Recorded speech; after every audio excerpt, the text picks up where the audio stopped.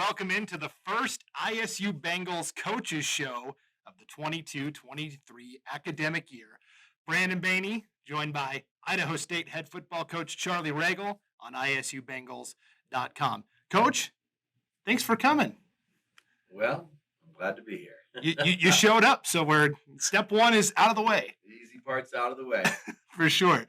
Well, let's dive right into it. You're getting ready for the first game of the season, but before we talk about specifically your first opponent, UNLV, let's talk about how fall camp's been going.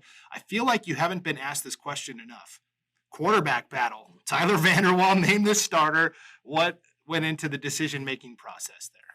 Well, I think that, when we got here, we talked to all of our guys on our roster about the ability to compete and that nobody's job was safe. Every job was up for grabs, and we wanted the best guys to give us the best opportunity to win on Saturdays to play for the Bengals. And, we had talked to Tyler and Hunter and Sagan about that, and we said we were going to be evaluating over the course of the spring, and then through the spring it was fairly competitive and close, and so we took it into the summer, strength and conditioning, and then out to camp. And, at the end of the day, Tyler just did a nice job of stringing together a consistent amount of plays and practices that, with his experience, said this should be our guy. So Tyler last year came in with a lot of excitement and hype, and then it kind of was taken out before he could even really get started with the season-ending injury. How have you found he's adapted to coming back from that? Because that can be a big mental hurdle to get over. Yeah, and I think that he's still got a couple of hurdles left to clear, but he really dedicated himself into changing his body this summer, losing some weight, and committed his focus to wanting to be the starter and lead this team in the 22 campaign. And I think he's seen some ups and downs in his career, both on and off the field, and he's battle tested. And I just think that, as I was saying earlier, that's a hard place to come back from.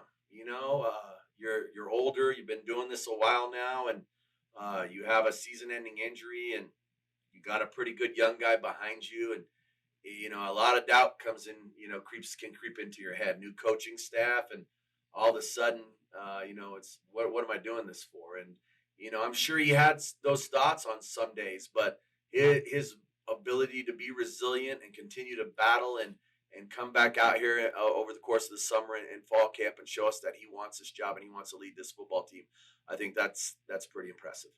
And, of course, the young guy behind him, Hunter, QB2, just because he's QB2, that's not a life sentence. That can change if he does the work. Well, I think we saw that last year. It changed in a nanosecond, and here's the guy from Wyoming, and no disrespect to Wyoming high school football, but, it's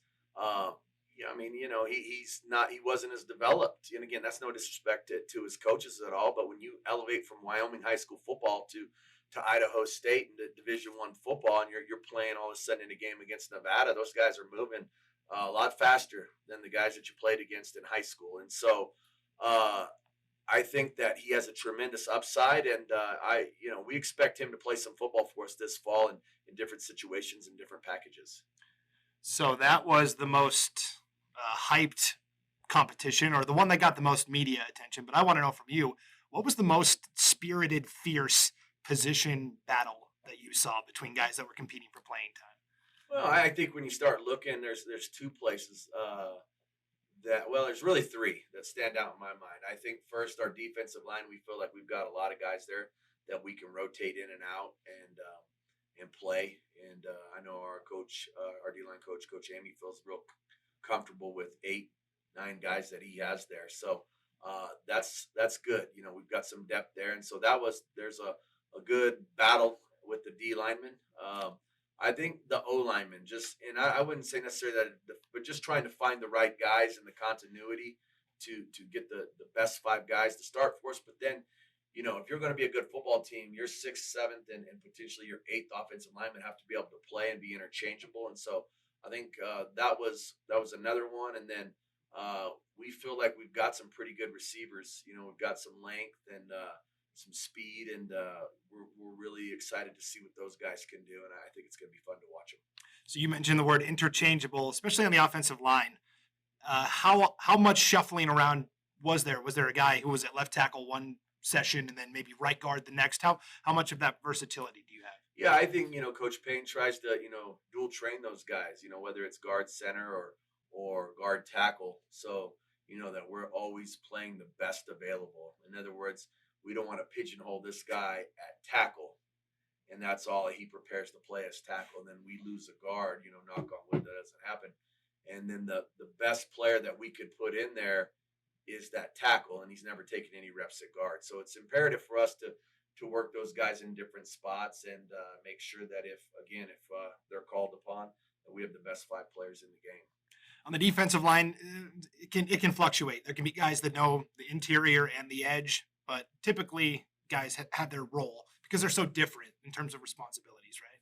Sure. I think that you've got your interior guys that bring a little bit more density and are going to try and be gap guys and eat up some of those linemen so the linebackers can make plays. And then you've got guys off the edge that are going to try and really use their speed and strength, the combination of that, but try and get to the quarterback. Not to say that the defensive tackles aren't going to try and create some quarterback sacks, but that's not their primary focus. And so I think we've got a nice combination of both. You had a lot of new players come in through the summer, so not only are you as a coaching staff getting to learn these new players, but teammates got to learn these new guys as well. Did you go back to the thing they used to do in the 70s and 80s where you put a piece of tape over somebody's helmet with their name on it so everybody knew who each other was?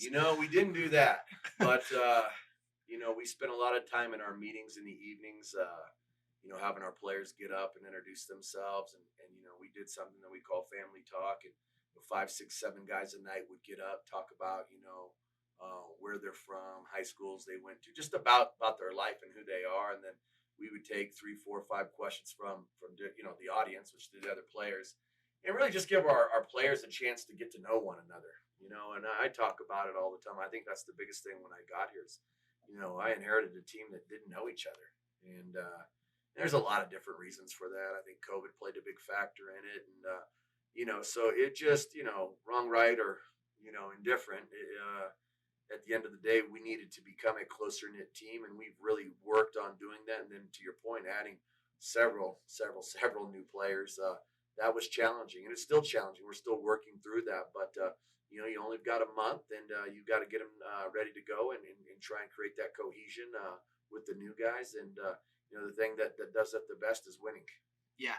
So now there's a new element when it comes to bringing in new players. It used to be, okay, we hit the trail and we go visit kids and hit the recruiting, but now there's the transfer portal, right? It's this whole new element that gets added. How do you split your time between focusing on who's in the portal and, those traditional kids that are coming out of high school? Yeah, I think, when you talk about building a program, you still have to have some foundational blocks, right?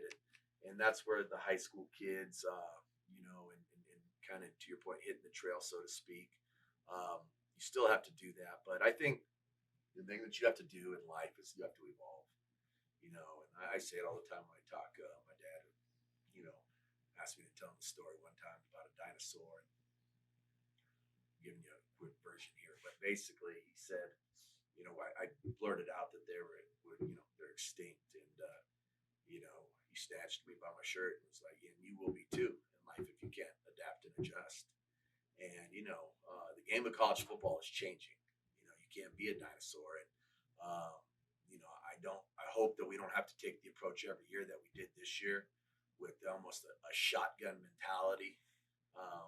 But it looks like that's the way the NCAA is going with the ability to transfer every year. So I think it's not out of the realm of possibilities that 15 to 20 guys could be coming and going every year. And you hear the old adage, "Well, man, coach, if you build it right and you love them and you teach them," and you know what, I agree with that. But I also know this: if I'm a 19-year-old kid and I've played out of my mind here at Idaho State, and Notre Dame University comes to me or Alabama comes to me and says, "Hey, we got a spot for you," what do you think they're going to say? So that's the reality of it. You got to, I think the greatest thing that we have here is the reality of we know who we are, and we have to embrace that. I don't have to like it, and I don't personally, but if you want to be in the business of college football, you've got to embrace it, and you've got to figure out how to roll with it, and you have to figure out how to excel at it. And that's what we're trying to do. So you talked about having to adapt or you're going to go extinct. We are now seeing a lot of coaches in not just football, but other sports as well, focus more on mental health and, having good wellness upstairs. And that's something I know that you have worked on at Idaho State. Yeah, I think that it's critical. We've spent time with the nutritionists coming in and meeting with our players, not only individually, but she spoke to them in camp about the things, the amount of sleep you need, and just how to refuel your body. I think that's one piece of it.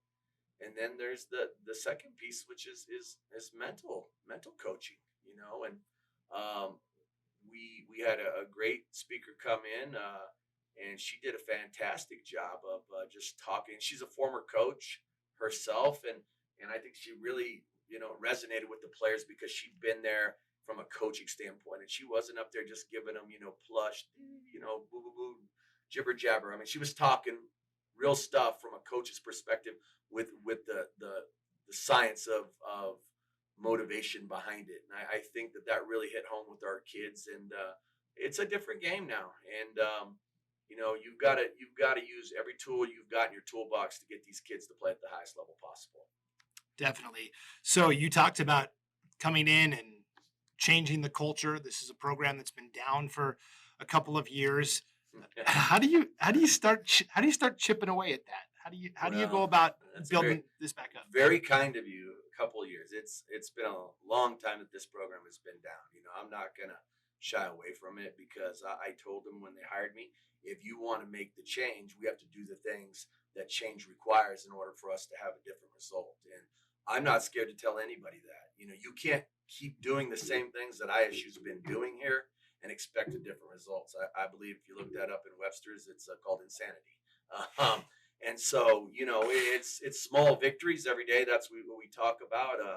After practice, and this morning we had a staff meeting, and then I went out and got myself some food. And as I was driving on the road, I passed the equipment truck, and there it was, boom. And I saw on the bottom of it, it said "Tackle the Moment," and it's, hey, thanks, small victories, changing things as they've been seen here. They're seeing something different, and so it's just really the essence of small victories every day. If you look at the total task, you might just want to pucker up and and not come back to work tomorrow. So it's the whole premise of what Tackle the Moment is you have to be in the moment, and you have to excel in that moment every single day. And for us to change the culture, it's a huge task, but we've got to chip away at it, and that's with small victories every day. And it's from not just here in Holt Arena; it stems all across the campus. In the academic realm, it extends past the university and out into the city of Pocatello.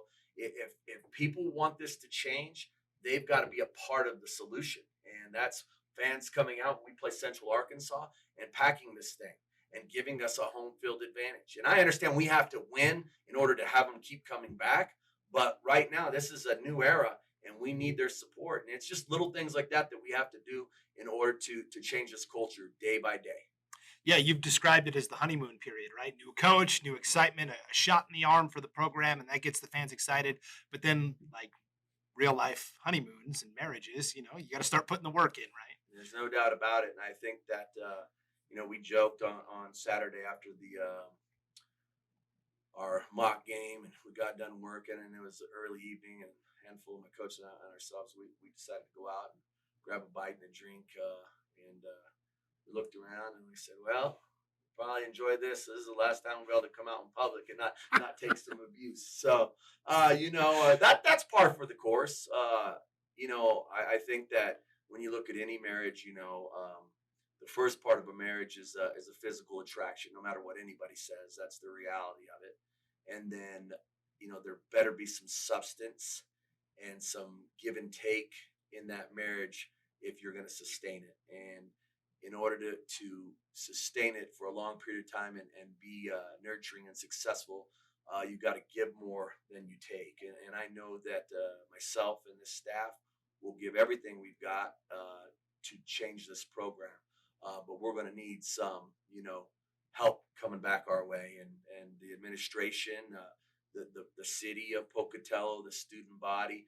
We're going to need their help too. And it's not a one segment has been lacking. It's been, and just be very blunt with you, it's been a netness in a lot of areas across the board. And you could point a lot of fingers. I'm not going to do that because it doesn't matter anymore. This is the new era, new staff, new administration. So we're looking forward, and that's our plan as we plan to build this thing upward and onward. Yeah, it's definitely an exciting time. And we're going to take a break, but we'll come back and talk about some of those community partners and that community outreach and getting people excited for Bengal football. You are watching/listening, however you're consuming this content. It's the ISU Bengals Coaches Show on isubengals.com.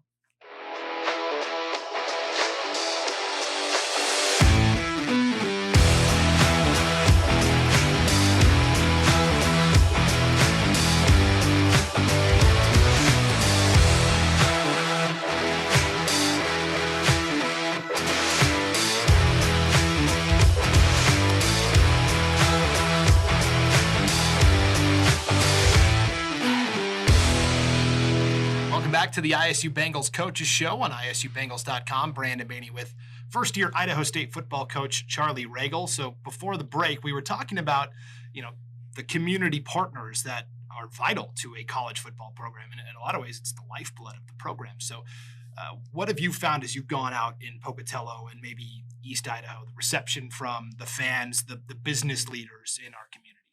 I think that the number one thing is that football is extremely important here in Southeast Idaho. But and I've said this in a couple different interviews. The ISU Bengals are like their fans, their supporters are like that dog that's just been kicked, so many times. They still, when you come home from work, they still want to love you, but they're real apprehensive whether or not they're going to get kicked again. And that's just kind of the way it's been for Bengal fans, here in Pocatello and Southeast Idaho. And so, I've got out and tried to do as many speaking engagements, lunches, dinners, golf tournaments, you name it, that I could possibly do and spend time with people, because you got to connect on a personal level, on a one-on-one basis if you can. And that word spreads quickly, and and these are genuine guys that have a genuine interest in really getting this program, up and out of the mud, so to speak. And so that's what I've tried to do, and my staff included, and that's what we will continue to do. And I think that we'll be able to get this thing, and the people, I think we'll get the support, because we're going to win some football games. Definitely. Now, being a guy named Charlie, I'm surprised he didn't go with the Charlie Brown reference in terms of Lucy's always pulling that football away from Charlie Brown when he goes to kick, right? Similar. Yeah, there's a lot of truth to that. I've been Charlie Browned a lot in my career. All right. Well, let's talk about the support you get within the walls at Idaho State University as well. I feel like, I moved here 4 years ago, and I kind of have seen this change within the leadership in terms of new President Satterley, and Pauline Theros, the new athletic director, and now a lot of new coaches that have come in. I feel like it's a really good foundation. But what have you found with the support as you've started your first year? Yeah, I wouldn't have taken this job if it wasn't for President Satterley and Pauline. I was very clear about what my vision of this place could be, and they were very clear on what they wanted this place to be. And I think that President Satterley has been at Boise State and saw firsthand the development of that program and what it did for that university. So his support has been overwhelming, and it's been awesome in my first 7-8 months that I've been here. And then Pauline is she's a worker, man, around the clock. She's grinding to try and make this athletic program, what she wants it to be. And the reality is that we have to raise the level up, like I said, across from everybody in Holt, everybody across the campus. We've got to raise the level of want to for ISU and my realm football to be successful. And we're going to continue to battle and do that on a day-to-day basis. But it starts at the top with those two, and they've set a great precedent. Yeah, it's been said that if you look at a college like a house, the athletics program is the entryway. It's the first thing people usually see when they walk into the house. And a lot of judgments, right, wrong, or indifferent, a lot of judgments about the university are based upon, what are the athletics doing? That's the gate, right? That's what gets people in. And then they discover, man, ISU's got this great program and these great things going on. So, Well, I think it's, a lot of times they say it's the front porch, right? yeah, It's the first thing that that's people better than what see. I said. Yeah, that's And to be honest with you, when I got the head coaching job at Chaparral High School, I had a principal named Mary Lou Messina, who I love dearly, and she had been in education for 20 some, almost 30 years at that point. And she told me, she's a little Italian lady. She said, Charles, when I first took this job, I hated football. And she was at another high school and saw them win a state championship. And she said, I saw what it did for the community. And then she came to Chaparral, and Chaparral was kind of building off. They were horrendous, and they were starting to get their program going with Coach Estabrook. And she saw them win their first state championship there, and again saw what it did. And she's like, I knew if I wanted, she was an assistant principal role, and I knew if I wanted to be the principal of the school, I had to learn to love football. And so when she hired me, she gave me the ability and a lot of latitude, to do the things that I needed to implement to make that program successful. And there's a reason, she was there for 3 years with me, and then she retired. We won our first state championship and sent her out the right way. And then her predecessor was Gail Holland, who was on staff there as well. And there's a reason why we went 63-7 in 5 years and played in 4 straight state championships, because the administration was extremely supportive, and they did the things necessary for us to be able to win on the field. And there's so many pieces that people don't see off the field that having a direct impact on us as a football program that we need to get done. And those are things that are pivotal for our success. And then, lastly, I think to your point about the front porch of the university, I think if you really look at like the NCAA tournament or teams that go make bowl runs and have a great season in college football, of the tournament, because every year you're going to find that one or two Cinderella teams that make it. It's a known fact that the percentage of their enrollment goes up the following year tremendously because of the exposure they got in March Madness. And so I think that bears out with what you were saying. And we know that's a heavy responsibility, but we think we're up for it. Definitely. So you've had a pretty storied coaching career prior to coming here. You've done high school, bigger colleges, smaller colleges. What was the most challenging stop you've had along the way? I think that two. I think when I went from high school to GAing for Dirk Cutter, I wasn't quite sure what I was going to get. And I love Dirk. I wouldn't be sitting in this chair talking to you if it wasn't for Dirk. But he was tough to work for. Like, he demanded excellence. And our copy machine broke this morning, and our O-line coach is in there trying to fix it. And I said, I told him the story about when Dirk Cutter told me, like, hey, he took me over to the corner of his desk, and he said, you see this corner of the desk? I said, yes, sir. He says, every Monday morning at 7 a.m., I expect the scouting report to be there. And not 7:01, not 7:02. And he said, there's 2 copy machines around the corner. He said, if those things break, you got to do one of 2 things. He said, you got to become the best fix-it man of the copy machines in the business, or you got to take your blankety blank to Kinko's and make that copy. But there was no excuse for not having it at 7 a.m. And I learned how to fix those. I could have went to work for those copy machine company after that, man. And so point made. And so that was probably the number one challenge. Like, it was a grind, but I learned so much. I learned how to be a professional. I learned what true professional coaching was, detail-oriented, just outstanding working for him. And then the second was when we got fired there, I went back and became the head coach at Chaparral for 5 years. And, we had a heck of a run, a lot of great coaches and a lot of great players. And we're extremely lucky I was to be a part of that with those people. And I had a pretty good run in Scottsdale. I got taken care of pretty good. And, I could go in and probably eat at a lot of the best fine dining restaurants and and get the food comped. I had, several times courtside seats to the Suns Lakers. I mean, I got taken care of, front row on the Diamondbacks behind home plate so many times. I mean, it was a very gracious community. And to go from there and go to the University of Arizona, I took a pay cut and that first year, and to be off the field and just not be in that I'm the man role anymore, that was humbling. But it's one of those deals that you gotta take a step back in order to get yourself where you want to go, and that was the commitment that I made, and fortunately for me and my family, it's worked out pretty good. So you talked about Coach Cutter and being pretty militant about certain things. What's your leadership style? I mean, Coach Cutter's probably like a 10. Mhm. And so where are you at on the scale of 1 to 10? Yeah, I think the thing that I've had, I think is very unique. If you look at the three head coaches that I work for, starting with Dirk, and then Rich Rodriguez, high energy, extremely animated and passionate, and borderline times crazy, but always calculated. And that's what I think sometimes people missed about Rich is he knew exactly what he was doing. And then Justin Wilcox, very detail oriented, intrinsic, well organized.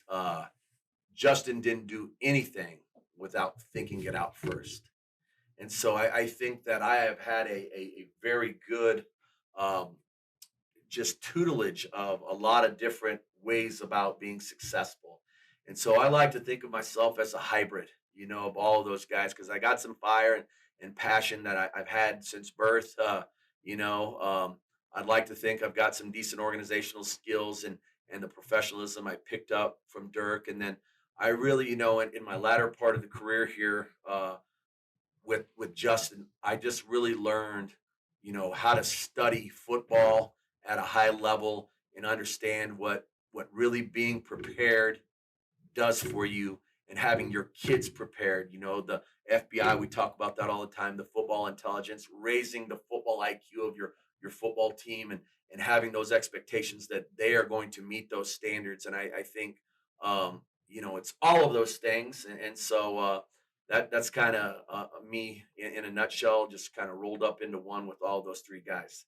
Yeah, you talked about the FBI. I was going to go over this. There's a couple of what I call Ragleisms, things that I've noticed, little acronyms or sayings that you've said. So we tackled FBI, the football intelligence, and we kind of talked about it earlier. But I see TTM on everybody's shirts, and so that's tackle the moment. But where did that come from?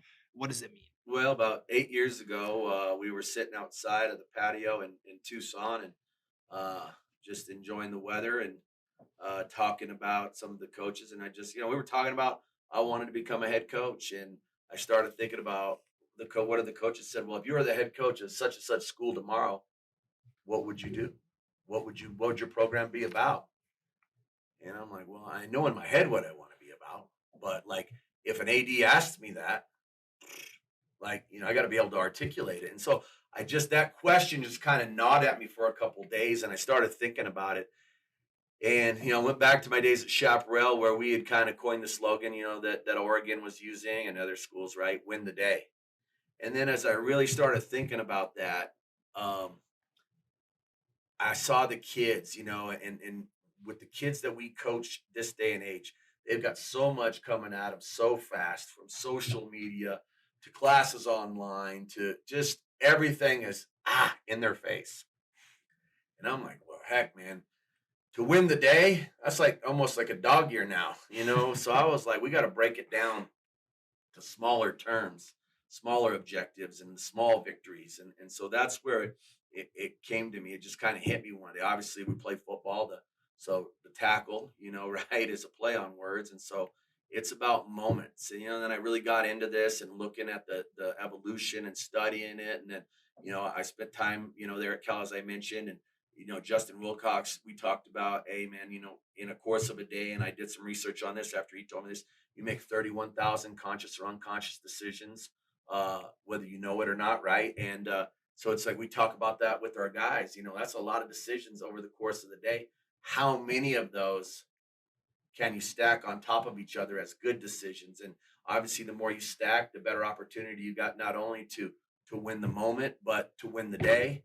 And obviously, the more days you win, the more weeks you win, the more weeks, the months, and obviously you can add it all up, and that right there will put yourself in a program of champions if you can do that correctly on a daily basis. And so, about 8 years ago, I said, I'm going with this. I went and got on GoDaddy and I bought all the, tackle the moment stuff, .com, .org, all that, because I knew this was my vision and this is where at one point I was going to put it to use. And here we are. Yeah, you've really broken it down on a micro level, which is fascinating. The other Regalism I was going to ask you about is you got to know your why. Where did that come from? What does that mean? I think there's two things with that. We say KYP too, know your personnel, and you got to know who you are. We've got to know what our strengths and weaknesses are as a football program. And then, when you talk about that, and I think as a coach, you can't expect to put a kid in there who is limited athletically, and then he gets beat by a superb athlete, and then you're mad at the kid. That's bad coaching. So you have to understand that's our job to put the guys in the right place. And if we don't have the right guys, we're not going to come out obviously and say that. We're going to protect our kids. We got to go get better guys. Now those one-on-one conversations, our kids know exactly where they stand in this program and what the expectations are. And then know your why. It's like I told the kids, I wanted to be here. I chose to be here at Idaho State. I didn't have to leave Cal. I was in a good situation there. We'd had a really good year on special teams this last year. I had a great relationship with Justin. I owe a lot to him, but I didn't have to leave there. I had my buddy take the job at Oregon. And I had opportunities, and I chose to be here because I wanted to be here. My family wanted us to be here. And so I told the kids, like, hey, look, if you don't want to be here, pack your bags and go. I want guys that want to be here, and we're going to turn this program around with those kind of people. And so when you talk about knowing your why, you have to say to yourself, why am I here? And if you can't answer that, you need to take a step back and say, maybe I shouldn't be here. Or, coach, can you help me find why I'm here? I'm struggling with this or that. And that's okay. That's okay. And maybe we can get you there, or maybe we decide collectively this isn't the place for you. And it doesn't make you bad. It's not personal, but this program and Charlie Ragle's not going to be for every player. We have high expectations and we have high demands, and you're either going to answer them or you won't be a part of the program. It's an honesty and a transparency that's refreshing to see, and I'm sure the players appreciate that you're a straight shooter as well. We're going to take a break, and then we're going to swing the pendulum from talking about honesty to talking about Las Vegas. So we'll take a break, and we'll come back with head coach Charlie Ragle for our final segment here on the ISU Bengals Coaches Show on ISUBengals.com.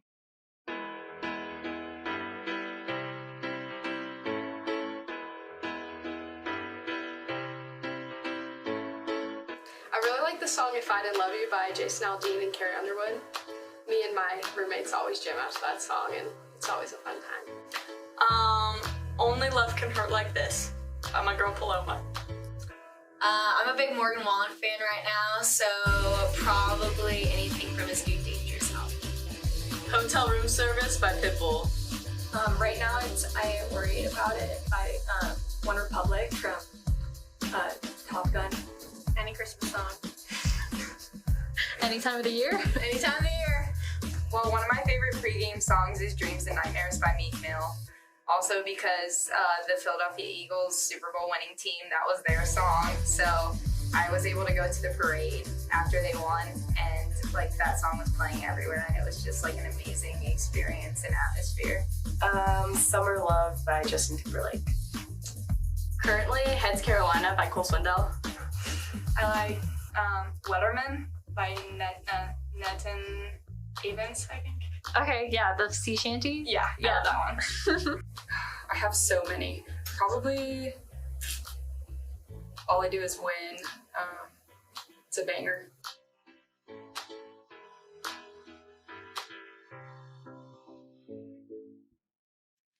Back on the ISU Bengals Coaches Show on ISUBengals.com. Brandon Baney with football coach Charlie Ragle. Viva Las Vegas. Let's do it. Season opener at UNLV. How excited are you to actually go beat up on somebody else as opposed to Bengal on Bengal crime? I think it's, football season. It's what you work for, 9 months out of the year, right? Year-round training for these 3.5 months of playing, 11 games and hopefully more. But it's going to be a pretty surreal moment for me. Just the opportunity that I've wanted for a long time to be a head coach at the college level. I'm extremely excited about that opportunity. But again, it's not about me. I will share that moment with my family and in private. But it's about putting these kids in position to be as successful as possible in Vegas on Saturday. I feel like in the last 10, 15 years, the gap between FCS and FBS has narrowed quite a bit to where now there's at least a couple of quote unquote upsets per year. Uh, this is an FBS program, but you said earlier today, we're not afraid. We're going to go in there and give it our best shot. Yeah, I don't think you can play scared.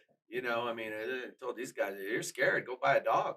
Like we can't be playing scared. We got to go out, and football's not meant to be played scared. We got to go out, and we're not gonna, we're gonna play with an at ease feeling. We're gonna let our hair down, and we're gonna go try and execute at a high level.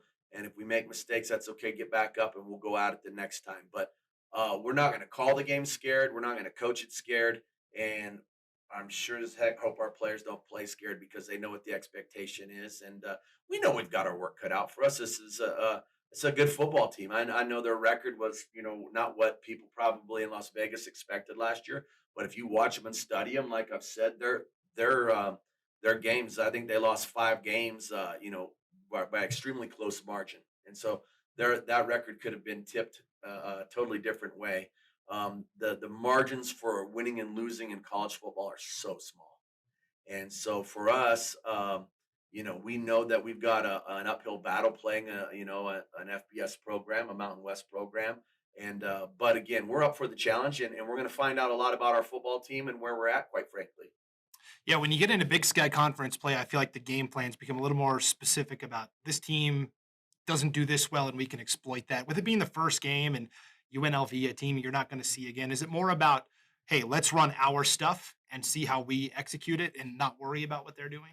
Well, I think there's a point to that for sure, but I think that there's a lot of unknowns when you look at them. They've got a new defensive coordinator in Keith Hayward, who I worked with last year at Cal.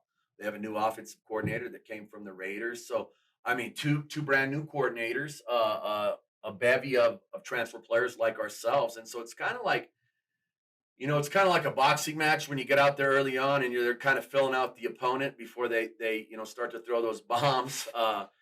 We've got to fill them out and see, what they're about. And then more importantly, we just have to go out and execute what we do and, not worry about the opponent. Every week we have to look in a, really I tell the kids this, our opponent should be nameless and jerseyless. It doesn't really matter, right? The play call that we call, we got to go execute it, no matter if it's against UNLV or Montana.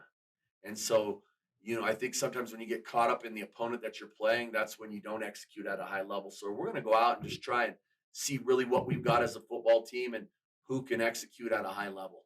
You mentioned the Raiders. There's going to be a Raiders preseason game going on around that same time. What's the travel schedule look like? Because there's a lot of hoopla in Las Vegas. And so we're going to go down on Thursday.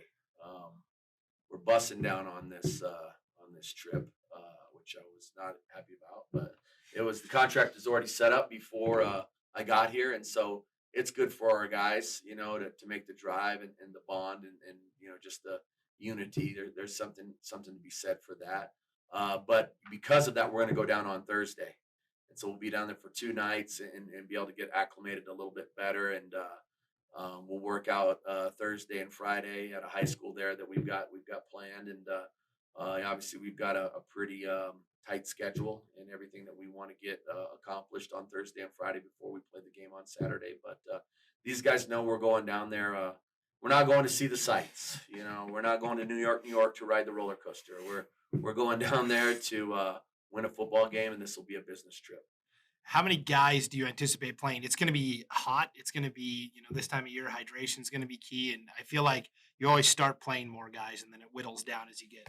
Yeah, I think that's a fair point. I think, obviously the game dictates that, right? I hope they got that roof closed and the AC jacked up in there. But we'll see.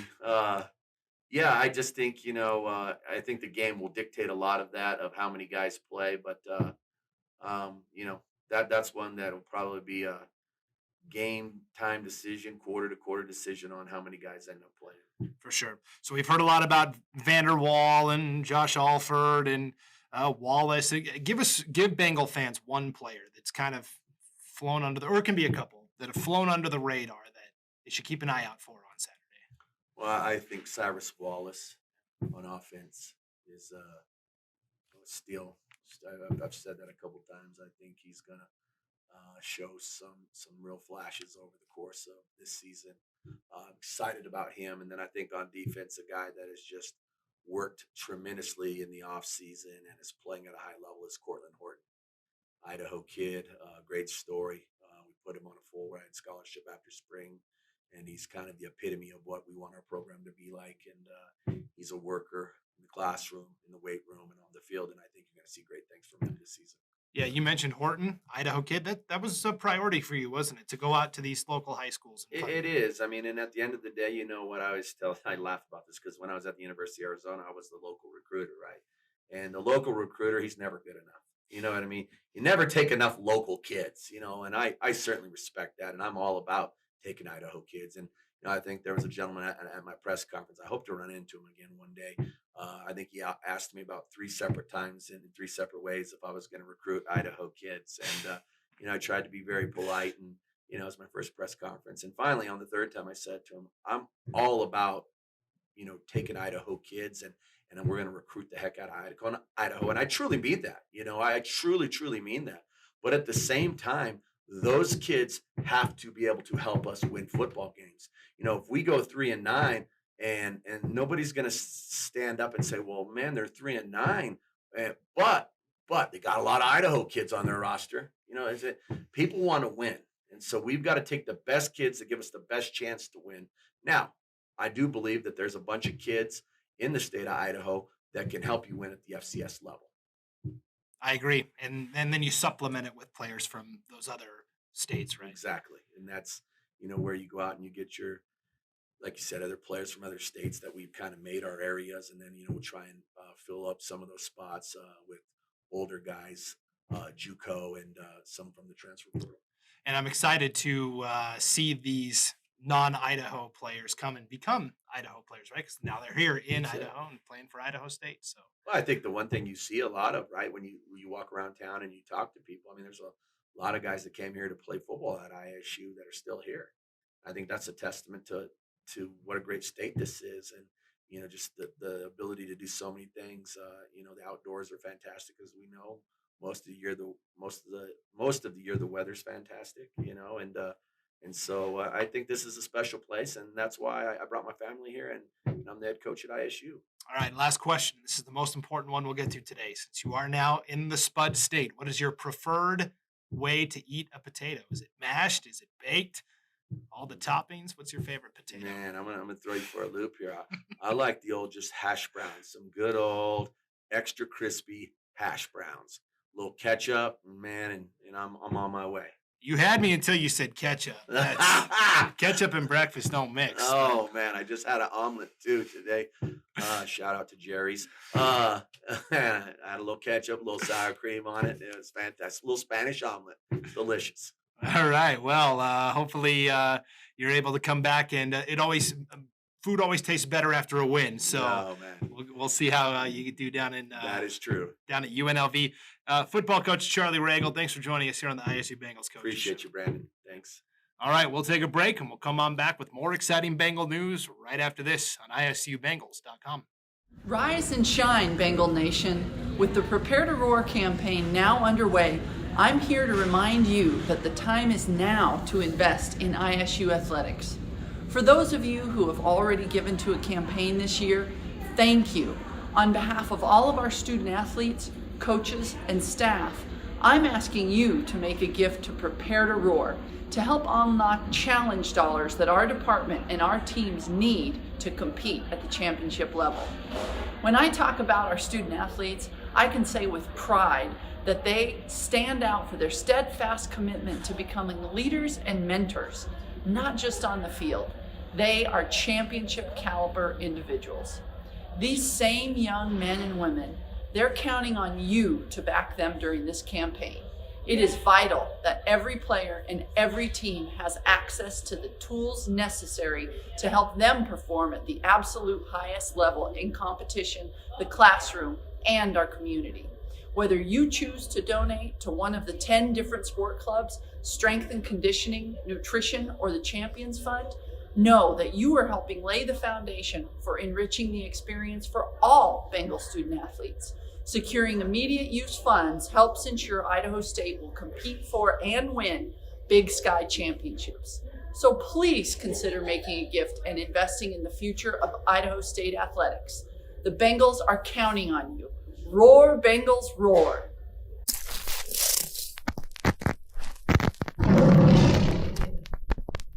Welcome back to the ISU Bengals Coaches Show on ISUBengals.com. Brandon Baney with a new guest. We kicked Coach Ragle to the curb and we said, we're done with you, so head on out. Keller, Associate Athletic Director for Development, is here to talk about the third annual Prepare to Roar campaign. What an exciting time it is, right? Brandon, you nailed it. And thank you. I appreciate being here and to talk about this. It's an awesome opportunity. Yes, the third annual Prepare to Roar campaign is underway. Very excited about it. It's been a hot start so far, so we're looking to continue here over these next couple days. So for those that might be new or have never heard of Prepare to Roar before, I mean, what is it all about? Yes, certainly. And at the end of the day, it's supporting the student athletes and our programs here. In our third iteration here, we've set the bar a little bit higher. And we're looking for over $500,000 across all designations, all teams, whether you're supporting Bengal football, strength and conditioning, nutrition, cheer and dance, you name it, you can put your dollars there. And what's really neat about this campaign, Brandon, is that it goes right to the student athletes, whether it's equipment or, new jerseys, or it's anything for the coaches or enhanced recruiting budgets, you name it. That's where your donations go to, and it's real special.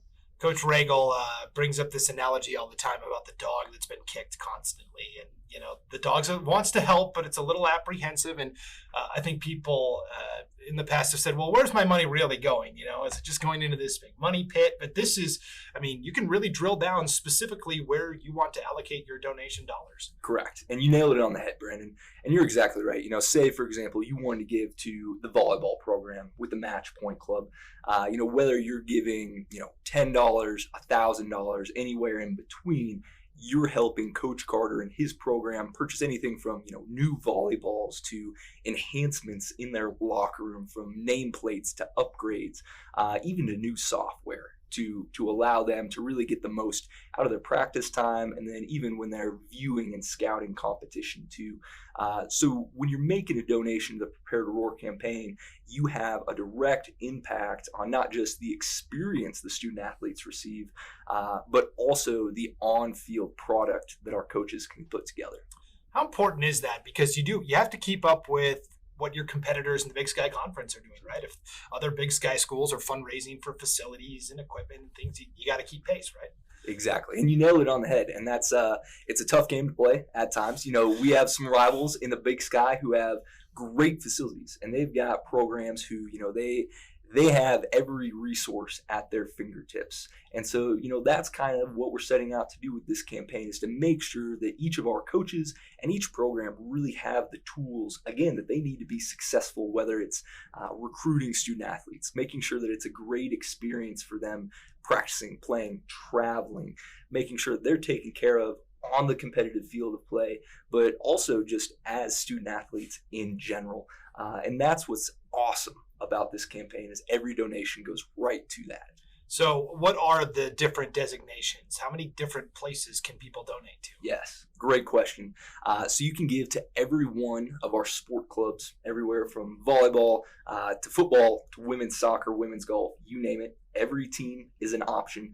You can also give it to the Champions Fund too, which, Brandon, that is real special. That's an unrestricted account where we're able to tap into that at the discretion of our Director of Athletics, Pauline Theros, to say, hey, we've got this really neat project that we're working on, but we can't quite cover it out of one of our sport club accounts. that's where we can tap into those dollars and put them to great use. I would also be remiss if I didn't mention that you could give to strength and conditioning, which again benefits every single one of our programs. Bengal nutrition is another great one, and then cheer and dance as well. So you name your Bengal sport team or your area, and you can make a donation there. Does Baney fall into the cheer and dance? Where does he? That's a great question. I definitely think that cheer and dance would be the spot for Baney. Yeah, no doubt. So you mentioned it that when you're donating to the nutrition or strength and conditioning, you're not just helping your favorite sport, but you're helping all of them. You were telling us before we hopped on that some people will come with like 3 or 4 different checks ready to go to different departments. Yes, 100%. You're right. And that's one of my favorite stories to tell, too. You've got folks that are extremely passionate about the black and orange. You can see it just wear off on them. And they're walking in and they're saying, hey, I want to benefit not just one particular program, but multiple. And that is encouraged during this campaign.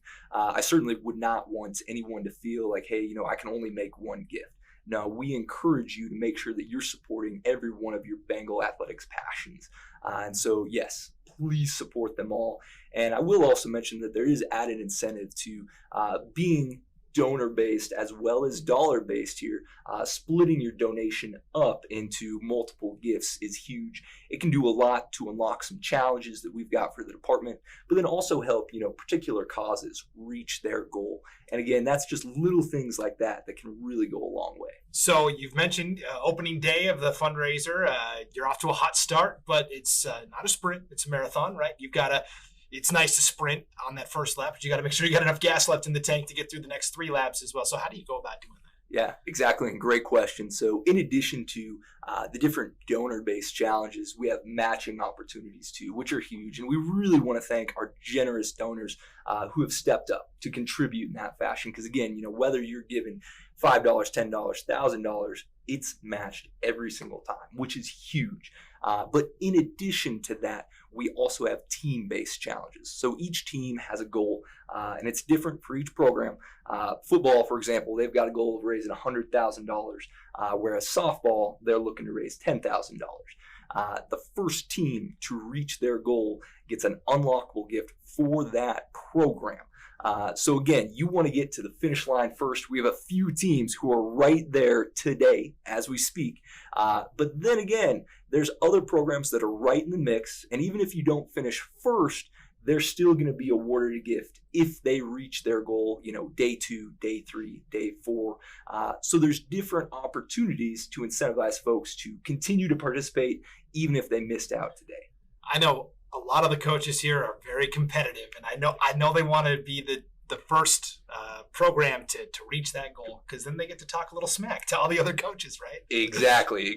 And that was kind of the sense behind it. And I know Bengal Nation is the same way too. If you're a diehard supporter of the women's soccer program, well, by golly, you're going to bat for them.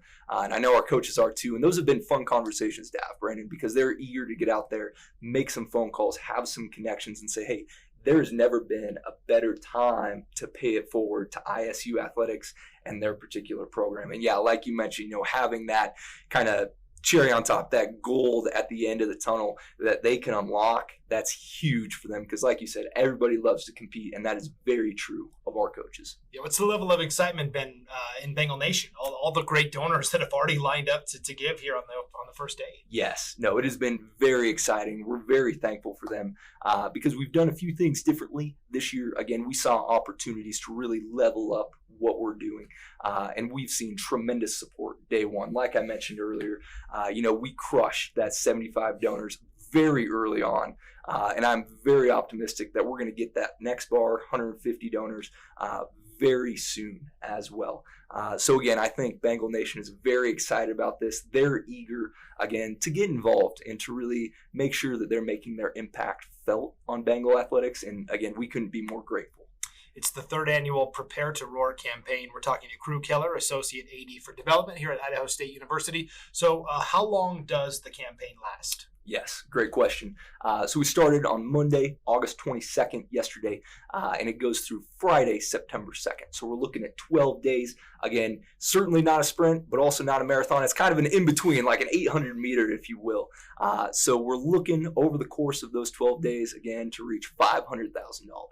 On the first day of Roar campaign, Bengal Nation gave to me. Exactly. Yeah. I love it. Boy, that's really awful singing. But let's talk about as well, if people are interested, if my singing has spurred them into action, how do they go about making the donation? Well, and Brandon, I think it did. I think it encouraged some folks. I feel a few text messages coming in right now, so I think you hit it on the point. Yes, there's a variety of ways you can make your gift. We would encourage folks to give online at our website. That's www.isu.edu/P2R2022. And you can visit the site, view the leaderboard, and make your gift there as well. That would be what we recommend. You can also phone in your gift as well. Just give a call down to the ISU Foundation. Let them know which team you would like to support. Again, whether that's softball, women's soccer, women's golf, Champions Fund, you name it. They're happy to take those. And then you can also mail in your gift too. Again, you would make that out to the ISU Foundation, and then in the memo line, put which team you would like to support. But we'll take those donations any of those ways. Well, we didn't tell you this before you hopped on, but this is actually the start of our Prepare to Roar campaign telethon. We're actually going to be on for the next 8 hours, crew. Is that all right? I tell you what, I'll break my phone out. I've got my water handy, and we're ready to go. Between the two of us, I think we can make some serious headway here. Operators are standing by for sure. Yeah, let's wrap it up with this. Sometimes people think, well, my donation won't really matter in the big scheme of things. I can't go give $25,000, but every donation counts, no matter how big or how small. Whether you're giving $25, $50, $100, you're making an impact felt on your program. I mean, you think about the simplest pieces of equipment. Again, say stick with football, for example. You're buying a pair of gloves, or you're helping purchase a pair of cleats, shoulder pads, helmets. That's what your gifts support. But they also do really neat things like enhance the recruiting budgets for coaches. Because again, we have to get out and we got to get the best student athletes possible. And the coaches need help to get to those locations. And so that's another example of your dollars in action, if you will. And that's the case for every program. So again, when you're making a contribution to a team, there's direct impact. And same thing goes too with the Champions Fund again. And I want to highlight that because that allows Pauline to get projects done that again otherwise wouldn't be possible. So again, if you think about significant enhancements to the strength and conditioning facility, for example, we're able to tap into the Champions Fund to get those projects done, which otherwise wouldn't be possible. And again, that can be anything from equipment to branding, to again supporting staff salaries. We're able to do so much with your gifts. So again, I can't reiterate more that every gift, no matter the size, is crucial to what we're doing here. Yeah, that $25 or $50 donation might be the one that pushes your favorite sport across that finish line. Exactly. And those all add up too over time. It's important to remember that. All right. Well, we're excited to see a great start.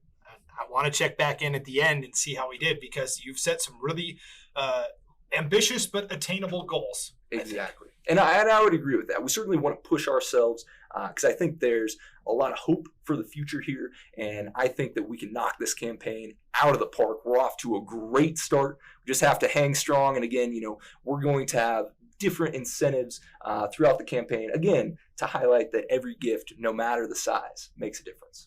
Absolutely. The third annual Prepare to Roar campaign. Give us the website one more time so people can. Yep, www.isu.edu/P2R22. Okay, Crew Keller, Associate Athletic Director for Development at Idaho State University. Thanks for coming by and taking some time because I know you're busy. Your phone's ringing off the hook. You're getting emails left and right. So thank you for coming down and talking to us. Certainly. Brandon, I appreciate it. I appreciate the opportunity and can't be, again, more grateful for all the support that we've seen. We really appreciate it. Go Bengals. And that will do it for the inaugural edition of the 2022-23 Idaho State University Bengals Coaches Show on ISUBengals.com. Stay tuned again next week. Same great time, same great place. Thanks for watching.